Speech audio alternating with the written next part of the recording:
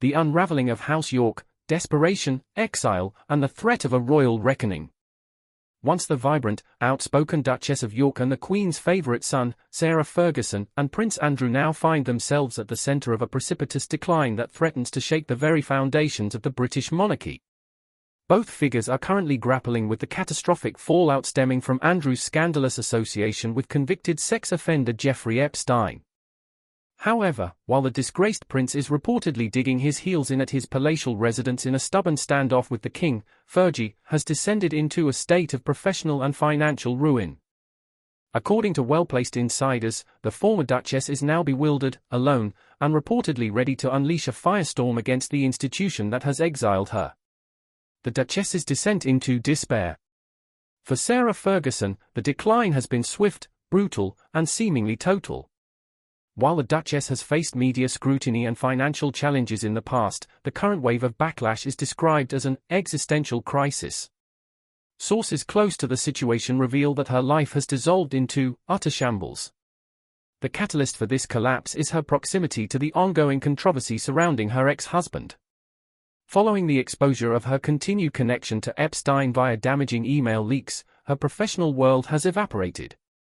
The consequences have been immediate. The Duchess, who relies heavily on her public profile and commercial deals for income, is facing a complete cessation of professional opportunities. Speaking engagements have been cancelled, and potential business partners have fled, fearing the reputational contagion of the York brand. An insider candidly admitted that on a day-to-day basis, Ferguson is facing catastrophic financial ruin with absolutely no income stream. However, the blow to her finances is reportedly matched, if not exceeded, by a profound social betrayal.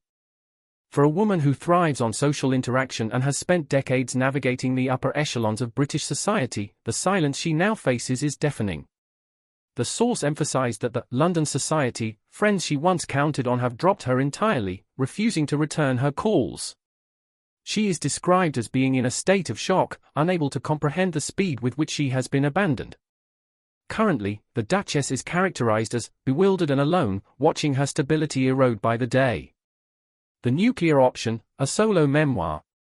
Facing destitution and feeling that she has been unfairly persecuted, Ferguson is reportedly pivoting toward a strategy of radical monetization and transparency. Insiders claim she is currently being courted by major publishers and media outlets for a tell-all memoir. Unlike previous projects, this book promises to reveal the deepest, dirtiest secrets of the royal family. The logic behind this move is born of desperation. Having lost her income, her social standing, and her reputation, Ferguson reportedly feels she truly has nothing left to lose. Sources describe her as a shrewd woman and a savvy operator who understands that the secrets she possesses after decades of intimacy with the Windsors are her most valuable, and perhaps only, remaining asset. She is allegedly holding out for a mega payday that could secure her financial future. Interestingly, reports suggest that a joint book project with Prince Andrew was briefly considered, given their shared history and continued cohabitation. However, Ferguson has strategically decided to go it alone.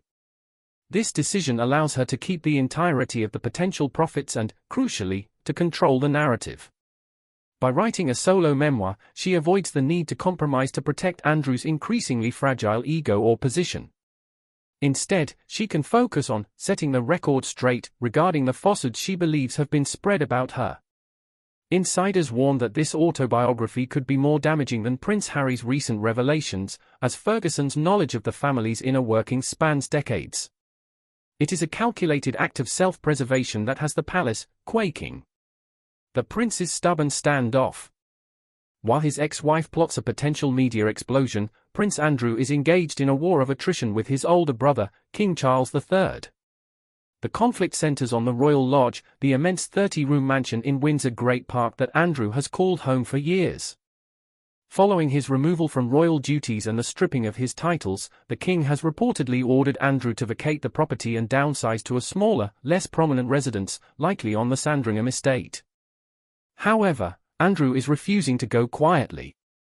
Insiders describe the prince as sad, lonely, and incredibly stubborn. He is reportedly treating the eviction order as a negotiation, utilizing procedural delays to remain in the property. The current excuse for his refusal to leave involves unfinished preparations at his new, smaller home. Andrew is insisting that he will not move until every detail of the new residence is perfectly arranged to his liking. This behavior has been characterized by palace insiders as pathetic, childish, and ridiculous. It is seen as a desperate attempt to cling to the trappings of his former royal status, even as his actual influence has vanished. He is essentially squatting in a mansion the monarch intends to repurpose, using the logistics of the move to buy time. A lonely Christmas in exile.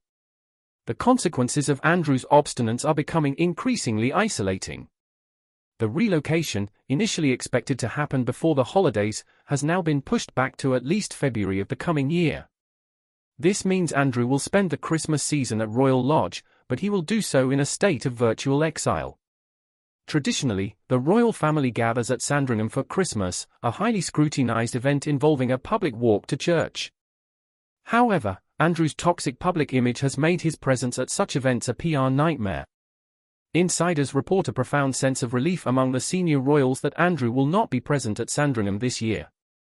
His absence spares the family the awkwardness of standing shoulder to shoulder with a disgraced relative and avoids the inevitable media circus that his appearance would provoke. Despite being the king's brother, Andrew is being actively excluded from the family's most significant annual gathering. His stubbornness to remain at Royal Lodge has not preserved his status, rather, it has highlighted his irrelevance and isolation. He is described as facing a lonely Christmas, cut off from the central activities of the monarchy he once represented. Two paths to survival. The current state of the Duke and Duchess of York illustrates two very different responses to the same crisis. Prince Andrew has chosen a path of passive aggression and denial. He is hiding behind the walls of his estate, using delay tactics to maintain a lifestyle he can no longer justify, resulting in further isolation and ridicule. He is a man freezing in the spotlight of his own disgrace, refusing to accept his new reality. Sarah Ferguson, conversely, is choosing a path of aggressive action. Faced with the collapse of her world, she is preparing to leverage her past to buy her future. Her strategy is high-risk and aggressive. By threatening to air the monarchy's dirty laundry, she is gambling that the commercial value of her secrets outweighs the final burning of bridges with the royal family. As the year draws to a close, the House of York stands in ruin. One member is trapped in a lonely standoff of his own making, while the other prepares to sell the family secrets to the highest bidder. It is a dramatic, unfolding saga of survival, betrayal, and the harsh reality of life after royal exile.